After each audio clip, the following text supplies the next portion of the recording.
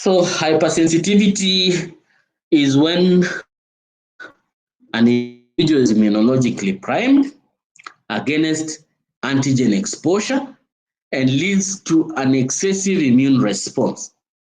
And that, of course, can be deleterious to the body. It can damage the body. And that is what we are referring to as hypersensitivity. So the immune response is too huge to cause damage. That is hypersensitivity. So you expect the immune system to respond to a certain level. But then might over-respond and then, of course, causes damage to individuals. So we have two British scientists, one called Robert Coombs and the other one called Philip Gell. So it's just referred to as Coombs and Gell. Coombs and Gell in around 1960s, they were able to classify 4 types of hypersensitivities. So we have 4 types of hypersensitivities: type 1 hypersensitivity, type 2 hypersensitivity, type 3, and type 4. Now for type 1, 2, and 3, it is just humoral and humoral. So it's the humoral system. We know that the humoral system involves issues to do with antibodies, of course, interacting with antigens. It's only type 4 that is cell-mediated. Type 4 is cell-mediated, and it's also referred to as delayed hypersensitivity. So it takes a longer time to respond. That is type 4. But type 1, type 2, and type 3 are all antibody-related. So it's an antibody-antigen reaction. But type 4, it is T-cell related. So it's T-cells in that case that come to play. So let's start with type 1. Type 1 is one of the most common hypersensitivities. It's also referred to as atopic disease or atopy. Sometimes it's referred to as atopy.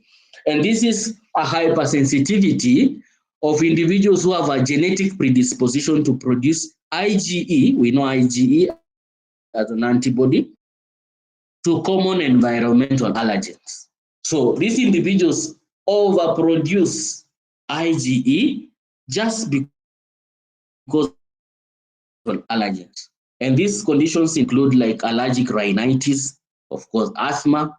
I'm not so sure. Hii class yenyu, I'm sure kuna mtu lazima kuna asthma. If it's not mild, it's serious.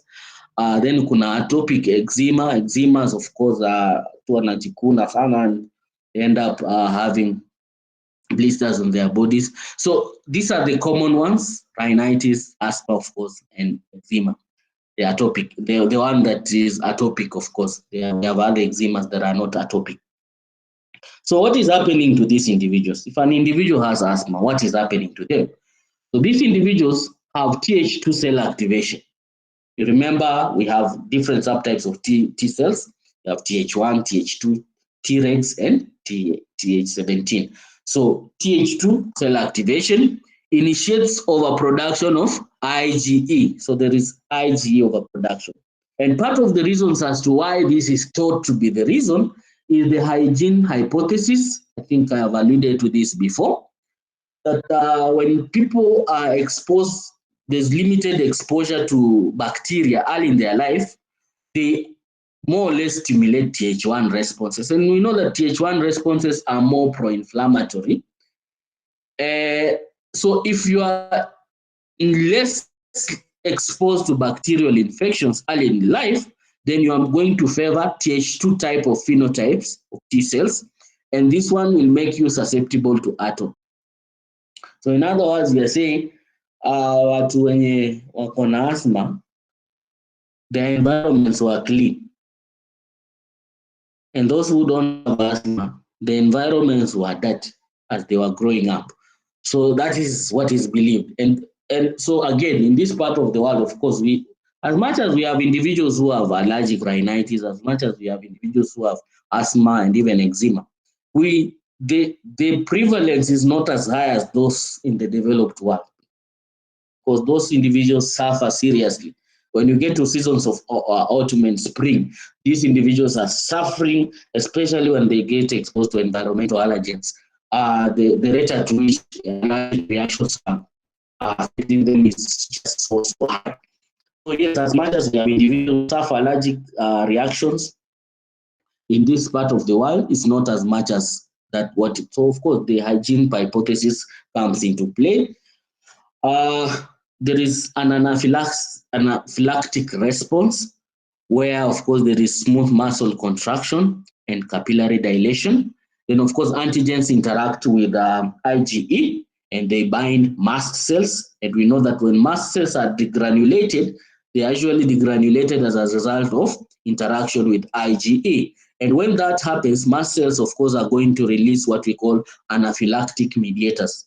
They're going to release anaphylactic mediators, things like histamine, leukotrienes, of course. We are primary mediators of anaphylaxis. Leukotrienes, histamine, platelet activation factors, enzymes like tryptase, chymase, cathepsin G, carboxypeptidase, heparin, of course, as an anticoagulant, CCL3, which is also referred to as MIP1 alpha, some cytokines like IL-3, IL-4, IL-5, IL-13, human necrosis factor alpha. This is called granuloma maturation colony stimulating factor. Yeah. And of course, class switching from IgM to IgE is sponsored by interleukin-4 that we know. And chemokines that are involved in this case would be things like CCL2, CCL7, and CCL13. They recruit monocytes so that the monocytes are able to support Th2 responses. So that is what is happening for individuals that are overreacting to environmental allergens, asthmatic individuals, individuals with rhinitis, individuals with eczema. So of course, Th2 produce cytokines and chemokines to maintain the Th2 response. We've talked about some of these cytokines, and the signal transduction in IgE production would involve, of course, and interleukin-13. These are the key cytokines that then trigger class switching from IgM to IgE. And this IgE, then of course, we know that once IgE is produced, IgE is going to bind to eosinophils and mast cells. And once it binds to eosinophils and mast cells, they are going to be degranulated. And once they are degranulated, they are going to produce some of the anaphylactic mediators. Now, maybe somebody remind me, we have some of this complement that is involved in anaphylatoxis. What are some of these complement molecules that bring about anaphylaxis? If you remember, we talked about C3. C3 is broken down by the C3 convertase.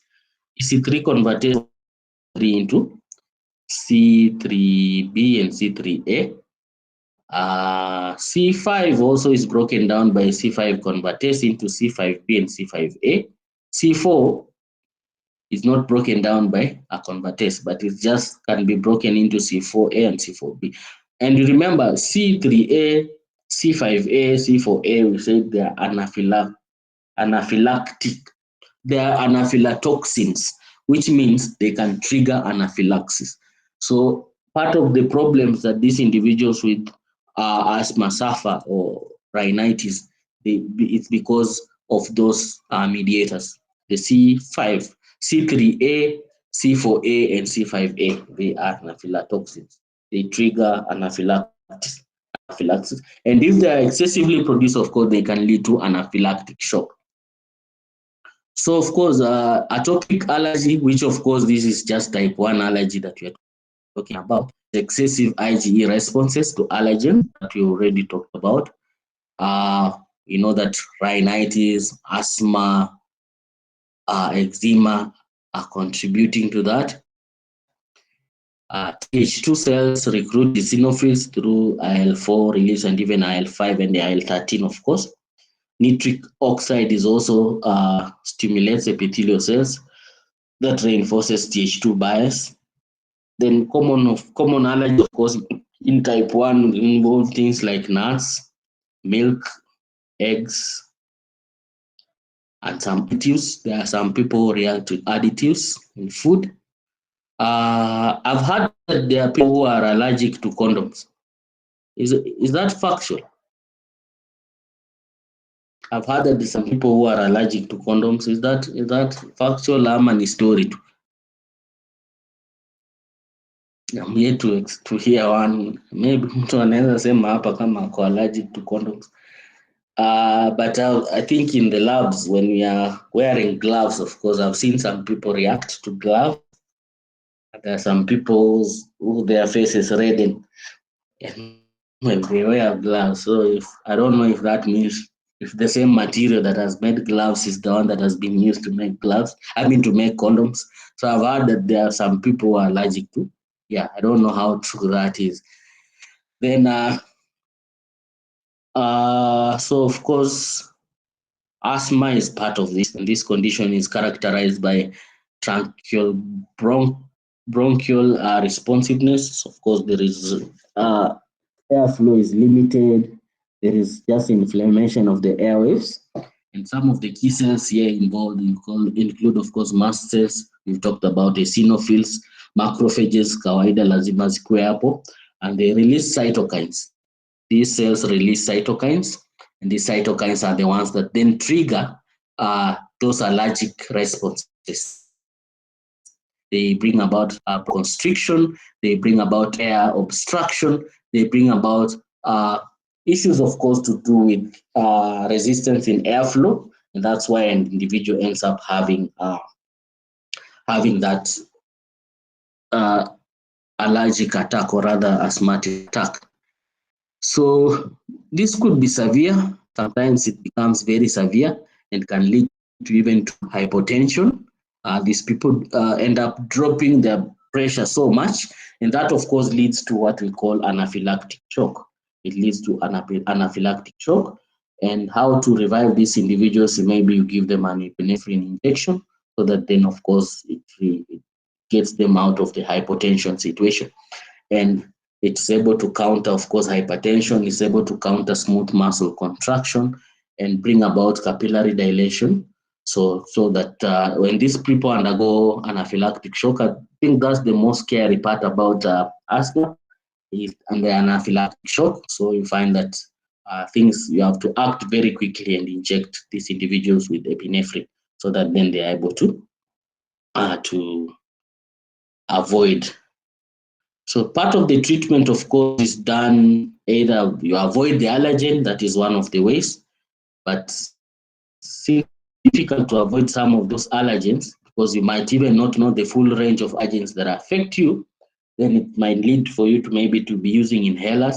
And most of these inhalers, of course, would contain either beta-2 antagonists, leukotriene antagonists. We'll have those. So these inhalers just have blockers of the mediators of this reaction.